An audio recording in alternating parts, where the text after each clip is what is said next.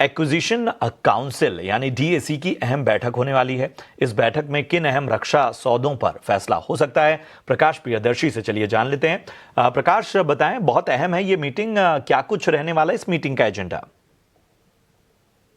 देखिए, रक्षा मंत्री की अध्यक्षता में आज एक इम्पॉर्टेंट बैठक होने जा रही है डिफेंस एक्विजिशन काउंसिल की, जिसमें कई तरह के इम्पॉर्टेंट डिफेंस प्रपोजल्स को मंजूरी दी जा सकती है, जिससे कि इंडियन आर्मी की, इंडियन मिलिट्री की जो कैपेबिलिटीज़ हैं उसको बढ़ाने में मदद मिलेगी। सूत्र हमें बता रहे हैं कि करीब 80,000 करोड़ रुपए से भी ज़्यादा के जो डिफेंस प्रपोजल्स हैं उस पर डीएसी की मंजूरी मिल सकती है, जिस पर कि डिफेंस प्रपोजल बोर्ड ने अपनी मंजूरी पहले दी हुई है और आज डीएसी की मंजूरी मिल सकती है। ये काफ़ी इंपॉर्टेंट डेवलपमेंट है।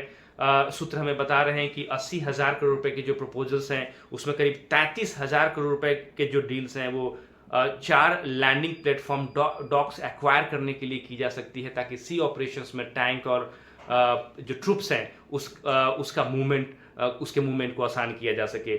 इसके अलावा इंडियन आर्मी के लिए रॉकेट लॉन्चर्स का procurement, surface to air missiles की बात करें, नेवी और इंडियन एयरफोर्स के लिए उसके प्रिक्योरमेंट के लिए भी आज मंजूरी मिल सकती है। काफ़ी इंपॉर्टेंट डेवलपमेंट है डिफेंस सेक्टर की बात करें। और सबसे इंपॉर्टेंट पहलू इसमें यह है कि मेक इन इंडिया प्लान के तहत इन प्रपोजल्स को मंजूरी दी जाएगी, ताकि जो प्रिक्योरमेंट हो डोमेस्टिक सोर्सेज से ज़्यादा हो। जाहिर तौर पर डोमेस्टिक जो डिफेंस सेक्टर है उसके लिए काफ़ी पॉजिटिव डेवलपमेंट है, क्योंकि कई ऐसी कंपनियां हैं जैसे BEL, BEML, HAL, Bharat dynamics limited, वो बिगेस्ट बेनिफिशियरीज हो सकती हैं। तो जाहिर तौर पर डोमेस्टिक डिफेंस सेक्टर के लिहाज से काफ़ी इंपॉर्टेंट डेवलपमेंट है। बिल्कुल, आपने सही कहा। शुक्रिया करेंगे प्रकाश आपका इस अहम जानकारी के लिए, और इस पूरी मीटिंग का आउटकम क्या होगा इस पर भी हम आपको आगे अपडेट देते रहेंगे।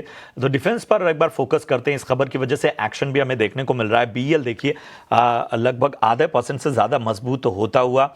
इसके अलावा हिंदुस्तान एरोनॉटिक्स लिमिटेड में वैसे तो बहुत कमाल की तेज़ी नहीं है, लेकिन हरे निशान में ज़रूर कारोबार हो रहा है। BEML में हम देख रहे हैं कि लगभग आधा % की मजबूती हमें देखने को मिल रही है। भारत डायनामिक्स लिमिटेड यानी BDL के शेयर को अगर हम देखें तो यहां पर लाल निशान में एक दबाव देखने को मिल रहा है। तो ओवरऑल मिक्स सेट ऑफ जो है वो इस वक्त तेजी हमें देखने को मिल रही है। कहीं पर एक प्रेशर भी देखने को मिल रहा है, कहीं फ्लैटिश कारोबार होता हुआ नजर आ रहा है। गौरव, अगर हम डिफेंस पॉकेट की बात करें, मतलब इस खबर का आउटकम का भी हमें इंतजार करना होगा, लेकिन एक दौर था खासतौर पर डिफेंस शेयरों में एक दमदार रैली नजर आई थी और बहुत सारे लोगों ने कहीं ना कहीं उसमें पैसे बनाए थे। अब वो लोग उसी तरह की रैली का इंतजार कर रहे हैं। हालांकि हमें डिफेंस में इस बात का भी ध्यान रखना होगा कि कई बार ऑर्डर या बाकी चीजों की वजह से शायद स्टॉक में रन देखने को मिले, लेकिन डिफेंस में वो ऑर्डर का एग्जीक्यूशन थोड़ा लंबा होता है। 10-10 साल के ऑर्डर बुक होते हैं, और जाहिर सी बात है इसलिए कई बार उस तरह का स्लो मूवर भी हमें कई सारे क्वालिटी स्टॉक्स में देखने को मिलता है, जबकि सब कुछ ठीक होता है। तो क्या रणनीति रखी जाए डिफेंस शेयरों में? कुछ पसंद आ रहा हो तो बताइए। हाँ, आपने एक बहुत बढ़िया पॉइंट रेज किया है कि डिफेंस का जो ऑर्डर एग्जीक्यूशन का जो टाइम है, टर्न अराउंड टाइम काफी लंबा रहता है। यानी कि ऑर्डर मिलना और फिर वो ऑर्डर बन के फाइनल क्लाइंट तक पहुंचना और फिर उसका पेमेंट आना, ये कुछ सालों का प्रोसेस होता है। और उससे पहले कंपनी को बहुत लंबा R&D और कैपिटल एक्सपेंडिचर करना होता है, क्योंकि ये बहुत ही आज के समय में बहुत ही डायनामिक इंडस्ट्री हो गई है, arms and ammunition industry.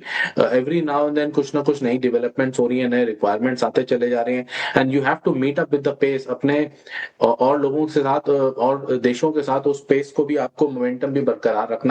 Therefore regular upgradation की भी जरूरत पड़ती है। अब इसके अंदर ऐसे में रडार बनाने वाली कंपनियां जैसे कि BEL है, सरकारी कंपनी है, हवाई जहाज की बनाने वाली और हवाई जहाज को मेंटेन करने वाली HAL, ये भी हमारे रडार पे पॉजिटिव आउटलुक है। उसके साथ ही साथ जो तीसरे जो स्टॉक और जो कंपनी हमें सबसे ज्यादा पसंद आती है, दैट इज मैज़गांव डॉक। हमें उम्मीद है जिस तरीके से मैज़गांव डॉक को सरकारी सबमरीन बनाने के इंडियन नेवी से कॉन्ट्रैक्ट्स मिले हैं, आगे भी चल के ये कॉन्ट्रैक्ट्स और भी कॉन्ट्रैक्ट्स लेगा ये कंपनी, और we expect a bright future. लेकिन एक लंबी अवधि के है निवेश के लिए लगभग 1.5 से 2 साल का इन्वेस्टमेंट होराइजन रख के हम ये शेयर्स को, इन कंपनीज को व्यू कर रहे हैं।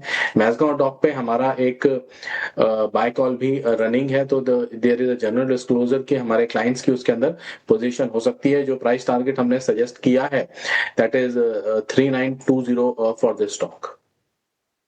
गांव डॉक डिफेंस में पसंद आता हुआ और 3200 के ऊपर के लक्ष्य जो है वो यहाँ पर नजर आ सकते हैं। गौरव जी की राय में उन्होंने अपना डिस्क्लेमर भी सामने रखा कि उन्होंने अपने क्लाइंट्स को भी इसको रेकमेंड किया हुआ है।